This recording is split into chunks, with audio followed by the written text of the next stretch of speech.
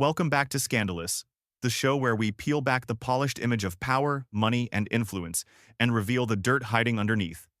Today, we're driving straight into one of the biggest corporate scandals of the 21st century, a story of deception, environmental betrayal, and a billion-dollar lie that rocked the auto industry. This is the story of Volkswagen's Dieselgate. Buckle up. It's the early 2000s. Volkswagen, the German auto giant, wants to dominate the American market. But here's the problem. US emission standards are stricter than Europe's. Volkswagen's engineers are under pressure. They want to sell cars marketed as green, fuel-efficient, and powerful. Basically, the dream combo. So, in 2009, VW launches their Clean Diesel campaign. TV ads show happy families, beautiful landscapes, and slogans like Clean Diesel. It's not just any diesel. Sales skyrocket. By 2014, VW is the world's largest automaker.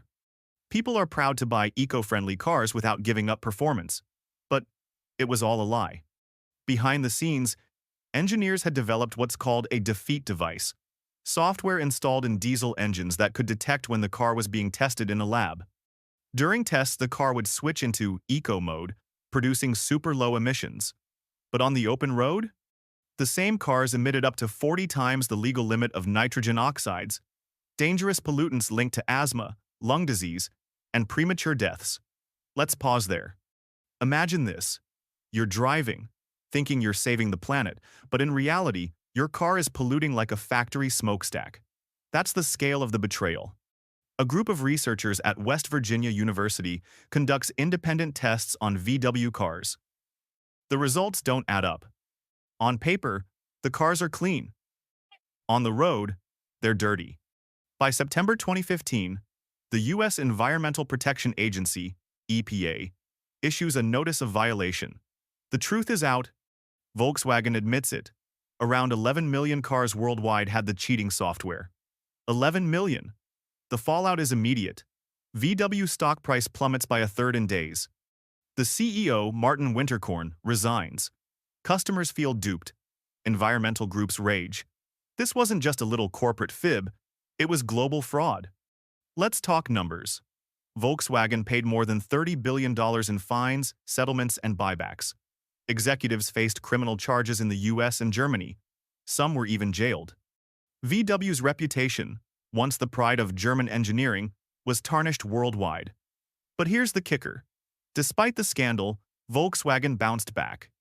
By 2018, it was again the world's largest automaker. Why? Because people's memory in the market is short and VW shifted its focus aggressively toward electric vehicles. So, why was Dieselgate such a big deal? Environmental impact. The excess pollution was linked to thousands of premature deaths. Consumer trust. If a green product can be this fake, what about everything else? Corporate accountability. It showed how powerful corporations bend rules until they break. For Gen Z especially, the so-called climate-conscious generation, this scandal is a lesson. Always question the narrative. Is a brand really sustainable? Or is it just another shiny ad campaign with a lie underneath? Today, VW has tried to reinvent itself as a leader in electric cars, but Dieselgate will always haunt its legacy. It became a case study in business schools, a Netflix documentary topic, and a symbol of corporate greed. It also triggered global reforms in car testing, no longer trusting automakers to self-certify. Governments now conduct more independent checks. So yes, VW survived, but the truth cost them billions, and the stain on their name may never fully wash away.